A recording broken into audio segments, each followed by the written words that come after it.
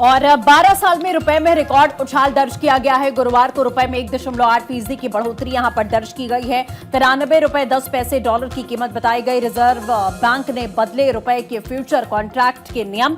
ये बड़ी जानकारी आपको दे रहे हैं। दरअसल आरबीआई की कोशिश रुपए में गिरावट को लेकर रंग लाई है। 12 साल के बाद में रुपए ने एक दिन में बढ़त का बड़ा रिकॉर्ड यहां बना लिया है। भारतीय मुद्रा के रिकॉर्ड निचले स्तर पर पहुंचने के बाद आरबीआई ने सख्त कदम उठाए और अतिरिक्त उपाय भी इसे लेकर लागू किए गए। इसके बाद 2 अप्रैल को रुपए में 12 वर्षों में सबसे अधिक वृद्धि दर्ज की गई। आरबीआई के निर्देश के बाद से बैंक अपने विदेशी डॉलर इन्वेस्टमेंट को समाप्त करना जारी रखे हुए हैं।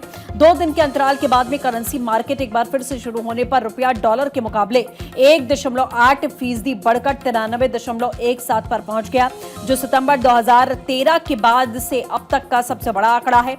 1 अप्रैल को आरबीआई ने बैंकों को निवासी और अनिवासी ग्राहकों को रुपए के नॉन डिस्ट्रीब्यूशन फॉरवर्ड जारी करने से रोक दिया। इसने ये भी कहा कि कंपनियां रद्द किए गए विदेशी मुद्रा डेरिवेटिव कॉन्ट्रैक्ट को दोबारा बुक नहीं कर सकती हैं। तो आरबीआई की सख्ती रंग लाती हुई दिखाई दी है। आरबीआई के इन कड़े कदमों से रुपए की गिरावट थम गई है और ये मजबूत अब दिखने लगा है। दरअसल जो एडवाइजरी जारी यहां पर की गई थी, साथ उसमें लिखा गया कि निकट भविष्य में इससे इस तरह की खरीदारी में कमी आने की संभावना है, जिससे डॉलर की आर्टिफिशियल डिमांड कम होगी और रुपए को और ज्यादा मजबूती मिलती दिखेगी, जिसका परिणाम यह है कि रुपए में वृद्धि हो सकती है या कम से कम जो स्थिरता है वो बढ़ सकती है।